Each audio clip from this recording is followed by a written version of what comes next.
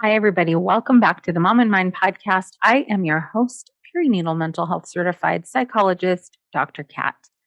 I am really excited for this episode. We hear so much about rage in motherhood, and very specifically here on our podcast, postpartum rage. And we're really going to dig into this today to get a sense of what's happening, why it happens, what it feels like, and what you can do about it. Our guest today, Erica Djossa, is a registered psychotherapist, sought after maternal mental health specialist, and founder of Happy as a Mother. She has been practicing for over 10 years and is a regular media contributor. She helps women adjust and manage the load of motherhood with her popular Happy as a Mother podcast, Instagram platform, and online therapy services. She is passionate about supporting moms and helping them embrace their motherhood journey. Erica is a Toronto-based mother to 3 rambunctious boys, and she can often be found sharing insights in her Instagram stories. So let's get into it and meet Erica. Welcome, Erica. I'm so excited to have you on and actually to get to know you and have our audience get to know you. I'm sure they already do because your podcast and your work is just so popular and people are resonating with it so much. I'm grateful for you to share today with us a little bit more about rage and how that impacts people. So thanks for being with us. Thank you for having me here. It's a little bit of a role reversal for me. I'm in the hot seat. I'm not used to it, but I'm so appreciative to be here and excited to chat. Great. So we're going to get into it. Let's talk about rage and rage in mothers. And we're going to try and go through the gamut of what that looks like, how it shows up, and how it feels. So if you can kind of start for us with what you're seeing and what you're hearing about what rage is for mothers. Yeah. I think a really great place to start too is like, why mom rage? Right. Mm-hmm, And that was something mm-hmm. we clarified. Are we talking to mothers here? Are we talking to parents? Like, are we gendering this? And this is a Mm-hmm. big conversation that comes up. Yep. But I think that it's so important for us to talk about rage in the context of motherhood because the ideals and perfect mother myths that we have internalized in our brain tell us that we need to be nurturing. We Mm-hmm. need to be gentle. And I feel like gentle parenting is really even reassuring this even more deeply in us, that a good mother is patient, kind, nurturing. And so when we step into motherhood and we experience anger or moments of rage, it is counter the ideal we're trying to embody. Right. And so when we're talking mom rage and when I speak mom rage with my community, we do come at it speaking with moms because we're often stifled in how we're allowed to express our anger, aren't we? Right. Absolutely. Right. People aren't readily telling others, "Oh, I'm feeling rage today," because you're not supposed to, quote unquote, feel bad feelings somehow or another, all of a sudden. Yeah. Yeah. And so that's what I found. And I opened up a question box in my polls to ask moms, okay, like, what is it about anger that is so triggering? Why is this so hard for us to talk about and Mhm. normalize? And there's just such a deep shame that the idea of even saying it out loud is difficult. Right. One of the moms had said to me, when I felt these feelings, it made me feel like I made a mistake becoming a mother. I must not be maternal enough Right. because I feel this anger and rage, whether it's at our role in motherhood, whether it's directly at our child in moments of tantrums or something like that. Hmm. Hmm. And so there is just such an amount of shame that um, paralyzes people that I think is just such an essential topic to teach on and have resources for. Yeah, absolutely. So, I'd love to get into some examples and details so that people who are listening can really see if, yeah, this is what's happening for me.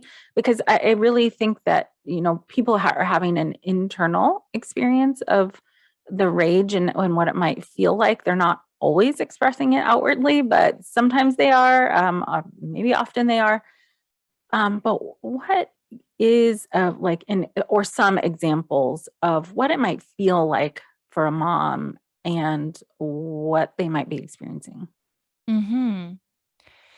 Anger is a part of our human experience, right? I Mhm. often refer to it as a distress signal or an alarm or an alert that something is happening with us that we need to pay attention to. And so there's always something that is happening fundamentally underneath our anger, Sure. usually. And so understanding that and normalizing it, we can become really curious about what the heck is going on here in a way that Mhm. is not critical and judgmental and blaming Right. ourselves. Right. And one of those ways is to really pause and evaluate, what is our expression of anger? How, when we are angry, do we handle that anger? I teach a lot in our course that Psyched Mommy and I have on what is your anger rule book. So we're raised in households that have this set of rules around emotions, Right. particularly negative emotions, but all kinds of emotions. And we kind of get taught those patterns, and that rule book gets handed on to us. Mhm. And for women and anger, particularly BIPOC women or women of color who are already sort of like censored in how they can interact with the world, this rule book is different person to person, and how we learn to talk our way through this. Mhm. And so, in saying that, we learn how to deal with our anger in different ways. So, a typical example of rage might be an outward expression of anger. So, I'm so furious, I'm slamming cupboards and I'm throwing things. And, I just feel this very physical anger that I express outwardly. Whereas there might be more indirect forms of anger expression where I'm passive aggressively sharing my anger by gossiping about others or being passive aggressive or kind of um, placing blame or trying to like indirectly express that anger. And then we also have inward expression of anger where I feel angry, and rather than take it out on my spouse or my child or the dog that I no longer have patience for in the postpartum period, Mhm. I actually take it out on myself by being very self-critical or by restricting or binging or by punishing myself with exercise or something like that. So, anger is something that we all feel, but how we've learned to cope and manage and deal with it is different. And it's Mhm. often taught to us or handed to us through this anger rule book that we grow up with. Sure. Those are fantastic examples. I really love that you're differentiating ways that it might show up for people. Um, because I think that, as you know, that normalizes it in a way that this is a thing that we feel like, you're giving examples that people can identify with.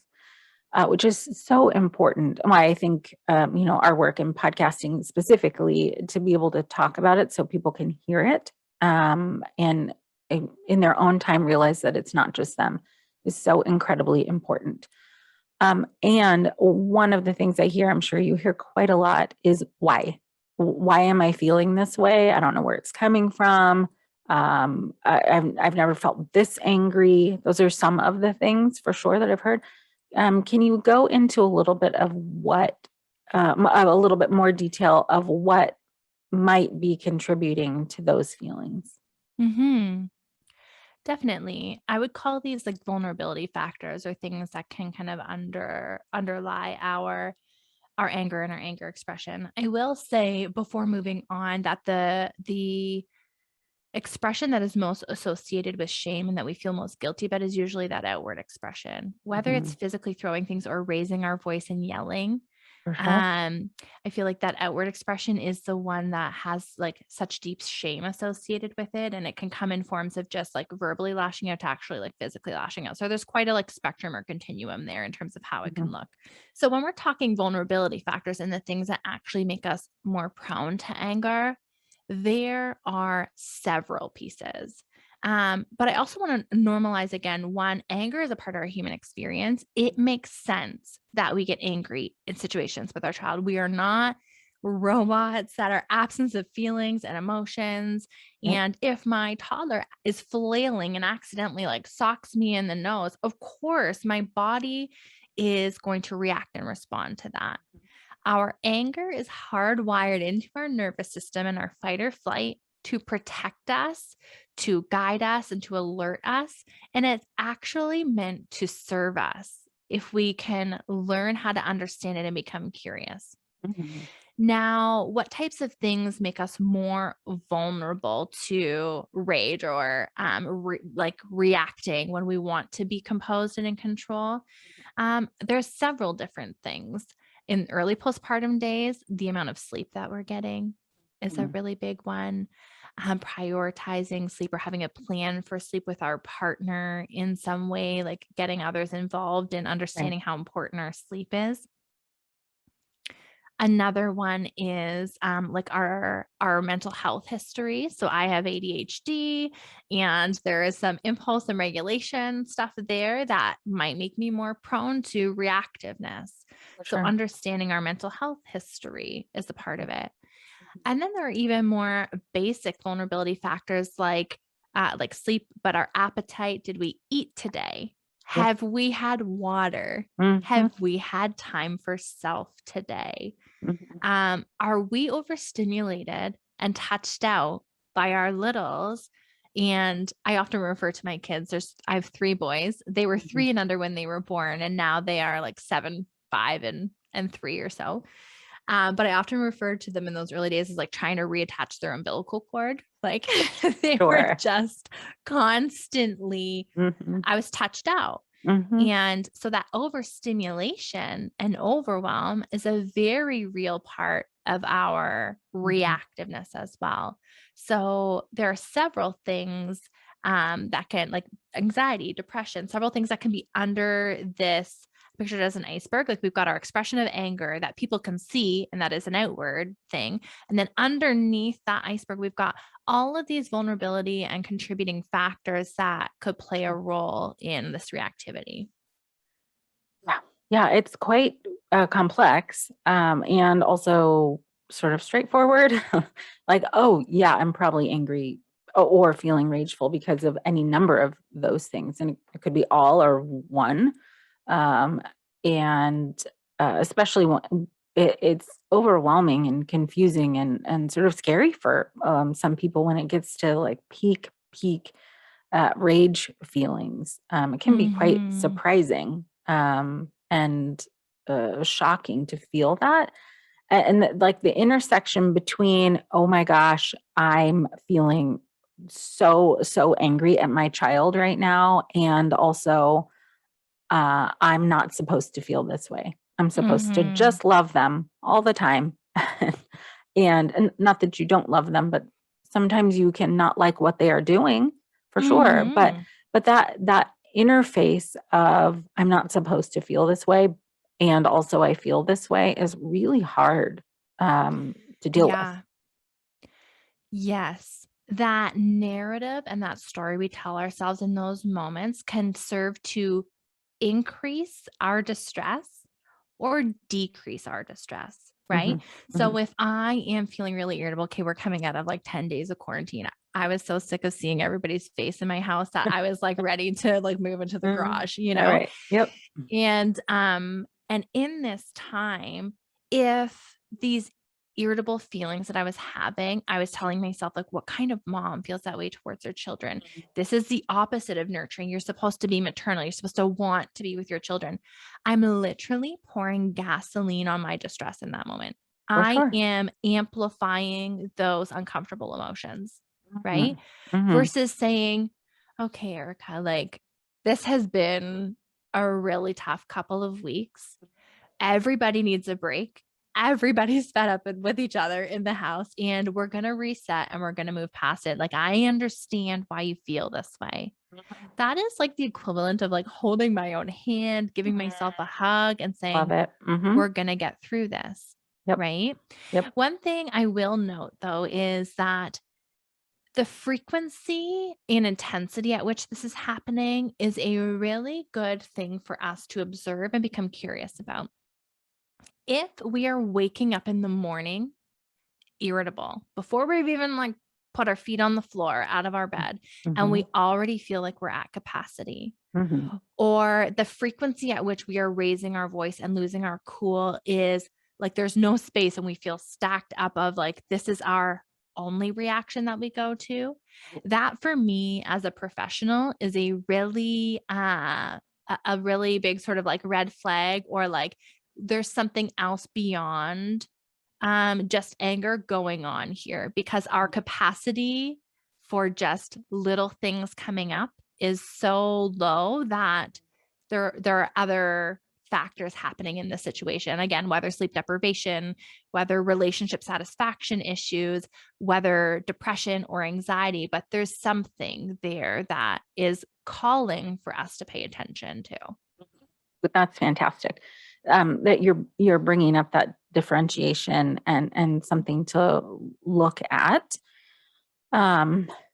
especially for that like helpless kind of feeling that comes up for people with this, not knowing what to do, or like going back to why this is happening. That maybe maybe you do need some sleep, but let's say you've had those like 2 to 3 nights of solid sleep and it's still there.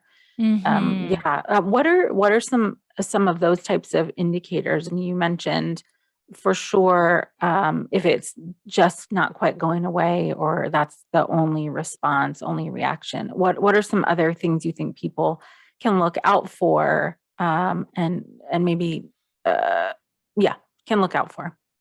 Yeah, there's a couple of pieces here. One, I think, as I had mentioned, the intensity at which we're feeling this and the frequency are really good indicators. Like how often and how like all consuming does this feel?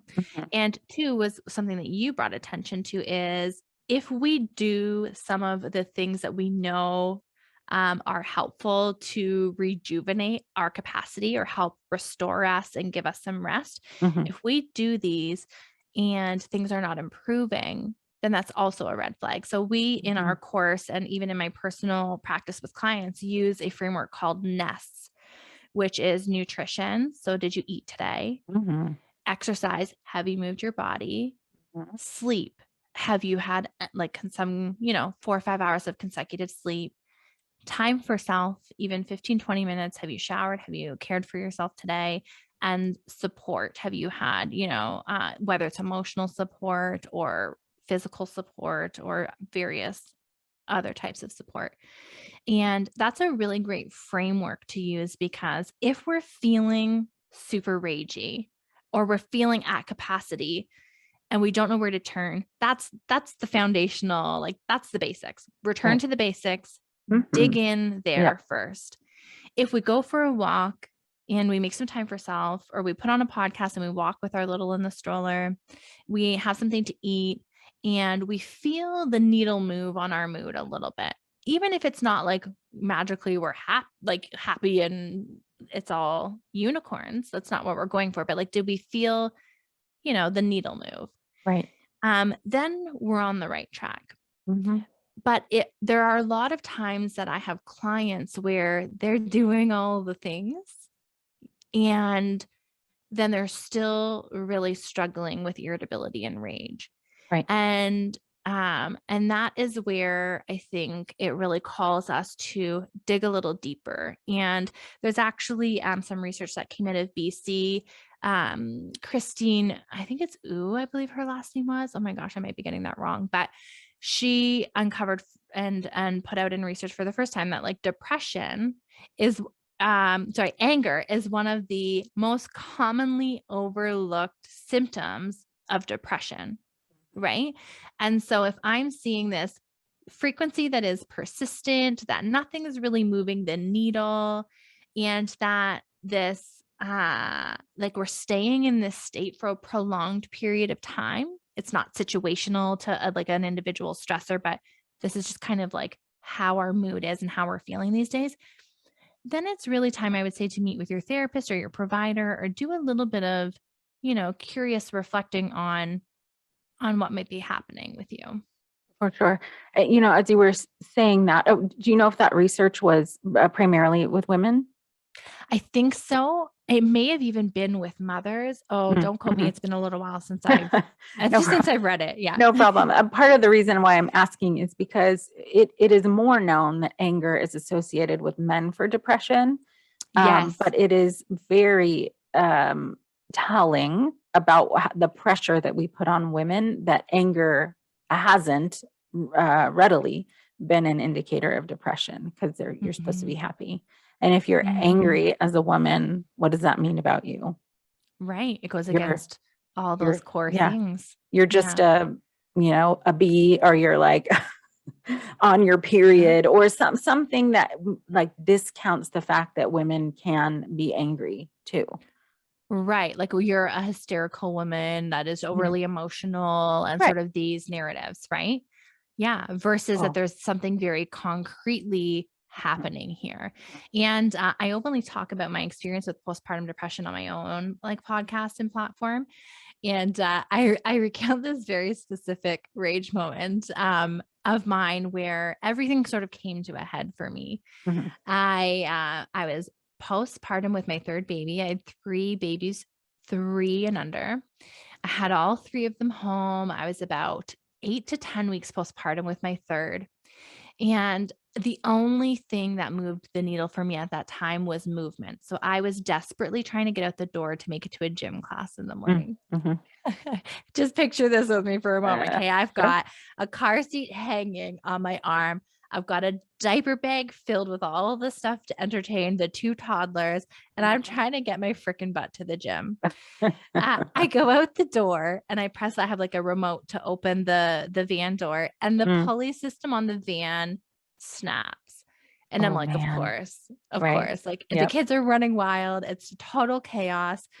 I managed to get the door closed, everyone loaded in. I'm like, I'm gonna be like 5 minutes late, but I'm gonna make it there. Right. I'm driving to this freaking gym class and I get pulled over by a police officer for Yikes. speeding. Oh, no.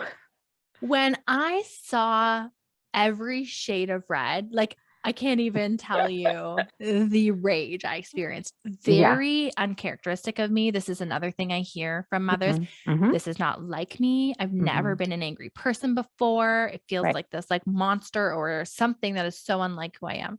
For sure. And I get pulled over by this police officer and I'm like, okay, now I'm clearly not making it to the gym. But he throws the book at me with like every single thing he can find. Oh, Like I man. wasn't wearing my glasses because I'd had LASIK and he like ticketed me for misrepresenting my license. What? He ticketed me for speeding, which was fine. And I have got 3 kids screaming in the back of the van. Mhm. I thought I was going to like Hulk mode, lose it. Right. For Right. sure. Yeah. And that was a pivotal moment for me, this like unraveling moment for me Mm. that was like, Mhm. this is not me. This is Mhm. unlike me. Mhm. There's something else going on here. If I needed the gym that desperately, that all of these cascading things, would send me over the edge like this, Mhm. there's Mhm. something going on beyond my irritability at For this sure. point. Yeah. Yeah. Thank you for sharing that. That is just so absolutely real. And I imagine, I mean, now you can kind of reflect on it and not feel that intensity, but in that moment, gosh, that is like next level feelings that, and now in that situation, especially, like you can't go Hulk mode. There's a police officer right there. Right? You Like, are, yeah, yeah. It yeah. it like further suppresses all of that. There's no outlet for it. Yeah, and I think like the cherry on top of the cake was I had like I'd snarked back to the cop. I don't remember what I said, but I gave him some real attitude. And he was like, no, like, I understand, miss. Like, he understood my situation, what I was dealing with. Okay. And I was like, no, the F you don't. You do not understand. Like, and it was just this icing of this man looking at me in this situation, all the things that were happening, saying, oh, yeah, like, I understand what you're going through. No, sir. And everything sort of broke open in that moment, but thank God it did. My entire platform is actually birthed out of that moment. So For sure. if you're struggling, if you're listening and you're struggling, or you work with clients who struggle with this, becoming curious and understanding and changing the narrative around this and getting the appropriate help can change everything for you. Yeah. Yeah, for sure. I really hope that people can hear that point, especially because all of the things we've talked about really do leave people feeling helpless and hopeless and ashamed, and um, mm, especially those really maybe if we can go back actually to this point of the most intense type of rage feelings where it might actually involve your kids, like the feeling that you have. And just to highlight an example for my own journey, there were times where I would feel so enraged that I had like visions of throwing my kid against the wall. It was like the most intense anger I had ever felt. And then immediately after, there's just this like flood of shame. I, put my kid down, walk away. Like, I can't have this feeling and be holding a child. It was way too scary. And I didn't know what was happening at that point at all. I just felt like a horrible monster type of a person. I was so in there that I couldn't see that this was part of something else.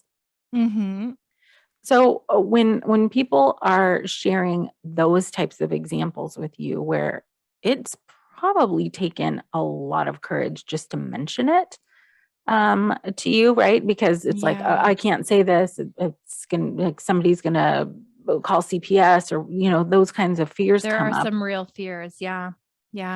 How do you help people understand that kind of intensity? It is just to echo what you've said.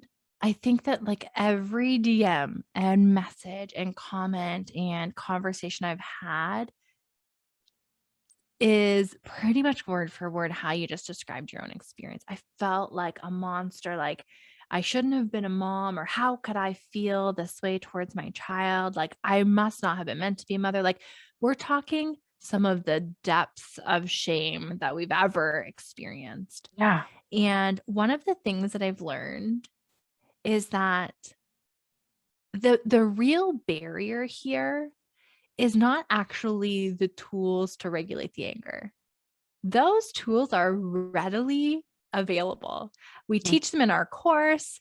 They're fairly simple. They're fairly easy to apply. Like it's not rocket science, the tools, but the shame to even admit or say, this is a problem that I need help with, Right. keeps us underground and keeps us stuck in this anger. And when we're stuck in it and we don't get help for it, it grows bigger and bigger over time. For sure. Yep. So one of the very best things that you could do for yourself is find a trusted person, whether it's a friend who understands you. I would say finding the right person is important, like a maternal mental health specialist or perinatal mental health specialist who can understand, because I've heard, the fears of expressing these things, like intrusive thoughts about harming your baby. You need somebody who can understand and sit with you in that. And perinatal mental health specialists, are trained to and should be able to. But just bring it out of the darkness, because it festers and grows, and this monster becomes this thing that lives in this closet and is uncontrolled. Right. And festers. Whereas when we can work up the strength and the courage and have the right support system to be able to say, this is what I'm experiencing, getting past that hurdle is the hardest step. It makes me think of a quote that I had heard about how the heaviest weight at the gym is the front door. The heaviest like weight or lifting that we're going to do here is getting over this hurdle of shame. The skills are relatively clear and straightforward Right. from there, Yep. right? Yeah, absolutely. I thank you for really bringing that home. It is that shame, a shame of any kind is very silencing. But again, that intersection of mother, child, and fear, and fear of whatever. It's almost like the door becomes, to use your analogy, just a bit heavier because there's a couple more things connected to it. Like what kind of mother would do this? What are people going to say and think? And it can be a real labyrinth to to try and get out of, just to have that conversation. But I love that how you're describing that it is so important. That first step is really, really challenging for sure. But man, there's hope, right? There's people do turn from this and feel better. And I know that you have a lot of those skills built into your course. So can you give us a little sense of what people can get from your course and how it might help them with some of these rage feelings? Yeah, absolutely. Like when we take the first step of acknowledging or normalizing that anger is a part of our experience, then the work becomes about understanding how anger shows up in our body. Mhm. It becomes about understanding how it's wired into our nervous system. And then it becomes about really concrete skills, actually, to regulate our nervous system in these moments of distress. In our course, we break it down as in the moment and out of the moment strategies. So we go through tons of out of the moment, we call them like bubble wrap or protective strategies that you can be doing day to day proactively to get a better handle on your anger, but also other big emotions that we might feel as well. And then we go through in the moment strategies like grounding strategies, vagus nerve stimulation, really things that are rooted in understanding your biology and nervous system and how to regulate it, super concrete skills in that way. And while the skills themselves are simple, the path and the pattern that has been worn in our brain to default to these old ways is very just that ingrained and familiar and well worn. Right. So applying these skills and practicing them takes time. It's like forging. We use this analogy of a cornfield, right? So we've got this well-worn path in my 34 years. I've always walked this one path, right? And in this stage of life to decide, I want to like pause and consciously do this differently. Well, that's going to feel a little difficult and clunky at first as I'm like forging this really uncomfortable path through these new stalks of this cornfield. But the more I do it, the more easy or consciously I can opt to go down that path, and the more I can wear it in, and it can become more the default or more second nature to me as I practice these skills over time. So in our course, we walk through all the things about your anger rulebook. We lay a really good foundation for understanding your anger, but then we really get into these practical pieces as well so that you feel like you are in the driver's seat when it comes to how your body is reacting and responding. Ooh, good stuff. Yeah, I love that that body connection is in there, Mhm. especially and grounding in particular. Because rage and anger, and so something you said earlier as well. Um, Rage and anger sort of give you this intense focus on just that Yes. moment. And it is so hard to see that the world is bigger than that moment in that moment. And you Mhm. mentioned earlier how to bring context in, like, have I slept? Have I had anything to eat? Like, what was my day like? And those kinds of things help it bring it out of just that, like, oh, I feel horrible, terrible, and I'm a bad person, into like, oh, there's all of these reasons as to why I might be feeling this way. But it is really hard to get out of your head. It is very, very Yeah. difficult. That, like, bringing grounding exercises, bringing yourself into your full self, rather than having what feels like a microscope on Mhm. this anger, is so important. The whole, like, going from micro to macro view of that moment and yourself, and that, oh, I'm here and I'm present. Ooh, that's so important. That is so Yeah. incredibly important. It helps reduce the shame too. Well, and when we're in our fight or flight response and we go, like, we unpack all this. I nerd out on this stuff all day long. I could go through it. But the stress hormones that are released in our body actually cause that tunnel vision and us Mhm. to really, like, our pupils dilate, our body reacts in response for fight or flight. Yep. And it serves this really biological protective function for us, if we're facing a threat or up against a predator or something like that. But when the person on the tunnel vision end of my fight or flight response is my 2-year-old child, I got some figuring out to do, right? Like, I need Yep. to Mhm. disarm this Mhm. experience that I'm having. And Mhm. it's quite literally, if you wanted to picture it, and I love a good analogy or like metaphor, is like this fight or flight response kicks in. I'm just going to, like, play out a little example here. One that is readily a trigger for me is like accidental, like, bumps to the space that, like, invade my privacy. Like, I get bonked, like my toddler throws their head back and it, like, bonks me in the face or something. And my, like, Iron Man suit of fight or flight arms up right away. That stress hormones just, like, pump through my body and I am like fight mode, right? Mhm. I there's a threat my body is perceived, and that is what naturally happens. And our body reacts before our brain can catch up. So the Mhm. stress hormones are through my body before my brain can even be online.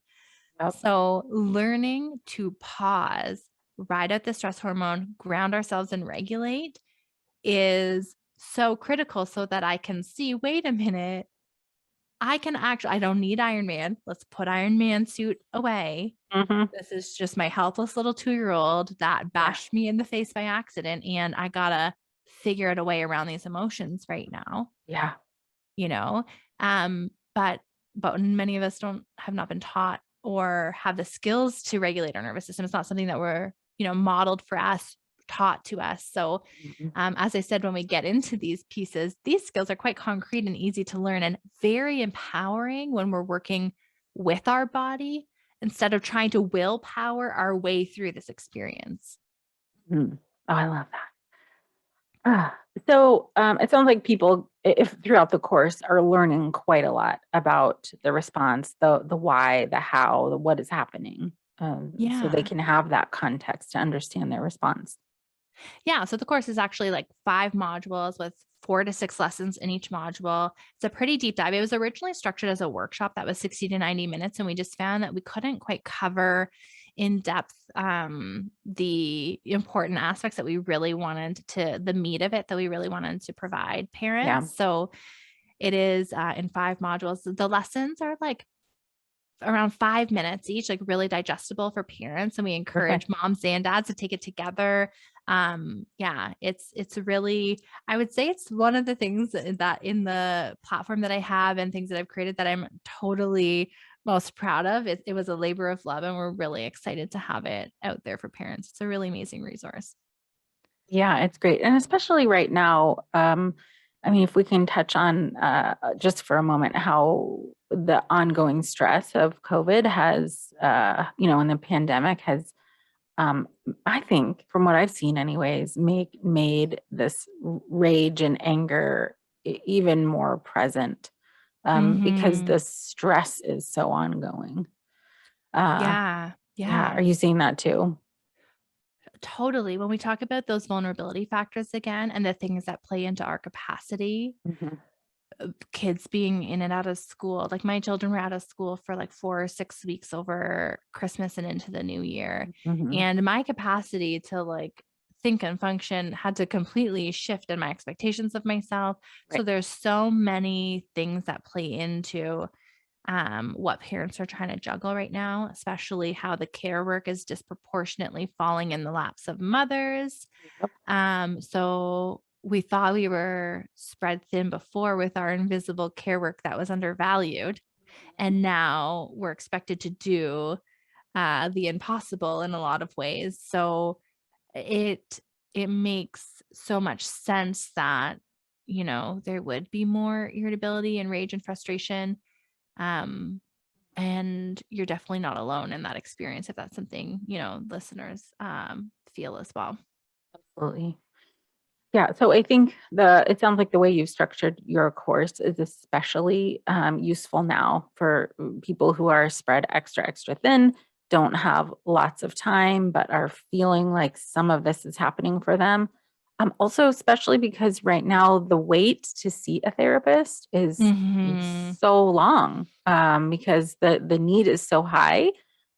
So this sounds like a valuable tool for people to use maybe while they're waiting for a therapist, or even, and I'm just sort of extrapolating here, or Mhm. even that to kind of gauge where their rage is to see if they should be reaching out to a therapist.